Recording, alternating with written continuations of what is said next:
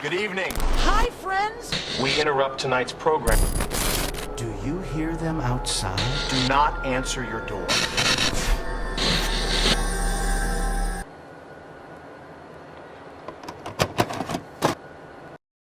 Hey guys, VAM here.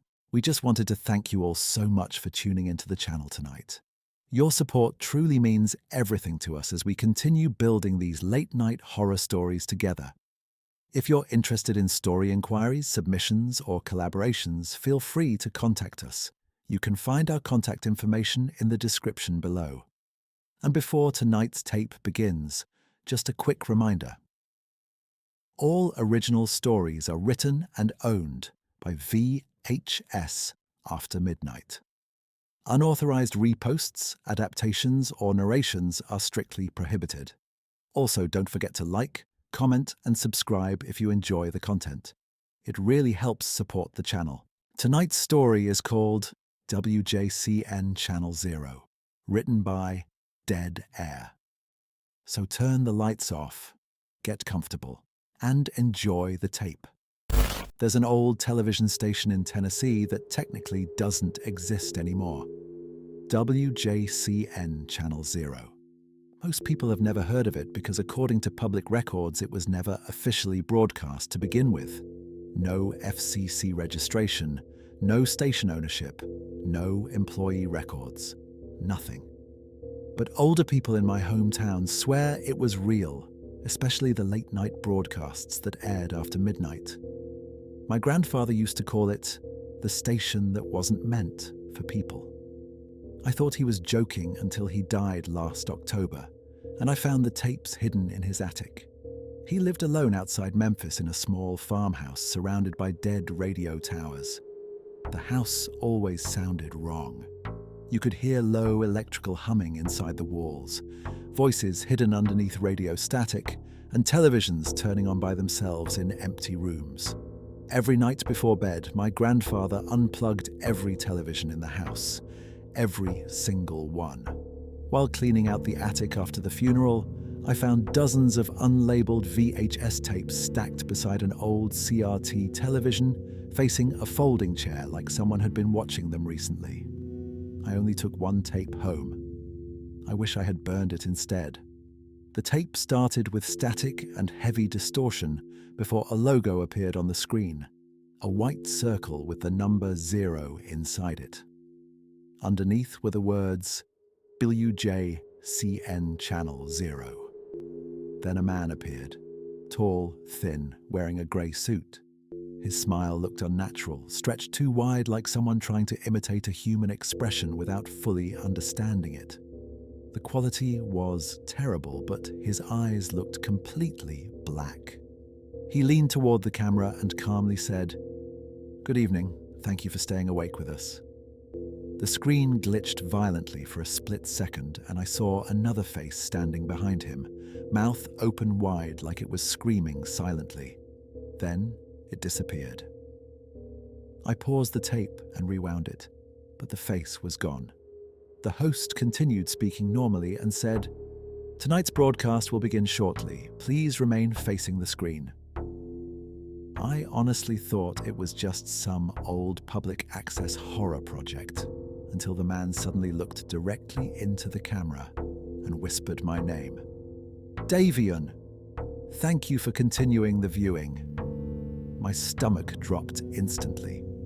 There was no label on the tape and no possible way my grandfather could have edited my name into some ancient VHS recording. Then the television volume suddenly increased by itself. The screen cut to black and white text appeared, "Viewer safety guidelines. Do not leave the room during the broadcast. Do not mute the television. Do not respond to the host. If the screen goes black, remain seated. If you hear knocking, ignore it. If the host asks you to look away from the screen, do not look away." I should have shut the tape off right there, but curiosity is dangerous when you're alone at 2 in the morning with old things that feel believable. The broadcast returned, and the host now sat behind a desk with thick black curtains hanging behind him. The curtains moved slightly like something huge was breathing behind them. The host smiled and quietly said, "Tonight, we welcome a new viewer." The image distorted again, and suddenly my apartment lights shut off, leaving only the glow from the television. At first, I thought the knocking sound came from inside the tape. 3 slow knocks behind the curtains. Then I heard the same knocking from my hallway, inside my apartment.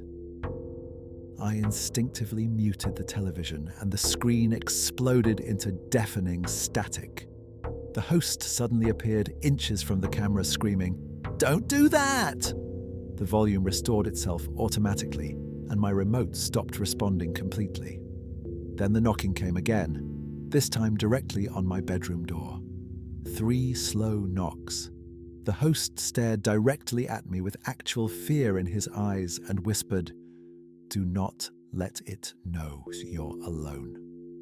The knocking stopped, but then I heard footsteps directly above me, even though I lived on the top floor. The broadcast suddenly switched to security camera footage of a dark room filled with CRT televisions. Every screen showed different people sitting alone and watching Channel Zero. Men, women, children, all staring silently at their screens. Some footage looked decades old, while other screens clearly showed modern apartments with smartphones and flat-screen TVs. Then I saw myself sitting in my living room watching the tape live. I stood up immediately, and the version of me on the television stood up too, but 1 second slower. The host returned to the screen, now visibly panicking. "You stayed too long," he whispered. Then every television behind him physically rotated toward him at the same time, like heads turning. The curtains behind him started moving violently, and something impossibly tall shifted underneath the fabric. The host started crying. Real tears. "Please don't make me continue," he begged. Then the curtains opened. I never fully saw what was behind them because my brain genuinely struggles to remember it clearly. I only remember pieces. Too many arms. A body stretched unnaturally tall. No face. And dozens of glowing television screens flickering underneath its skin like people trapped inside it. The host collapsed screaming as the creature slowly leaned towards the camera. Every television in my apartment suddenly turned on at once. Static flooded every room. Then every screen displayed the same message: "Remain facing the screen." The creature moved closer and closer until it almost seemed too large for the television itself.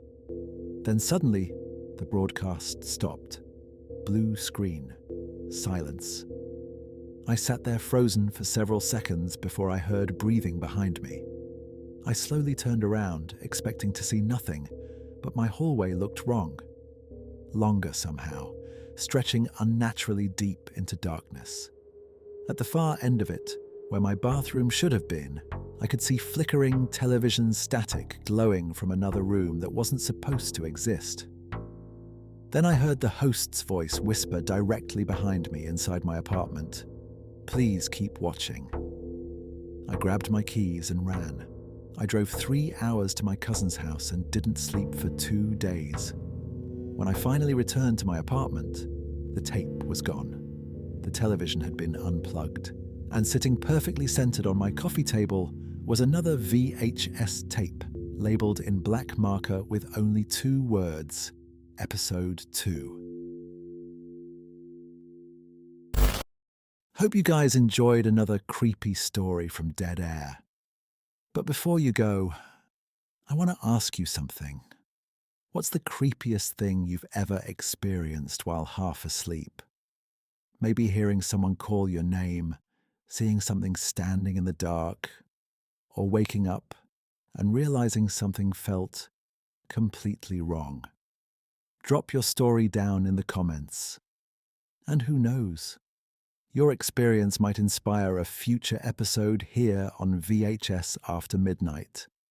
Until next time, don't fall asleep.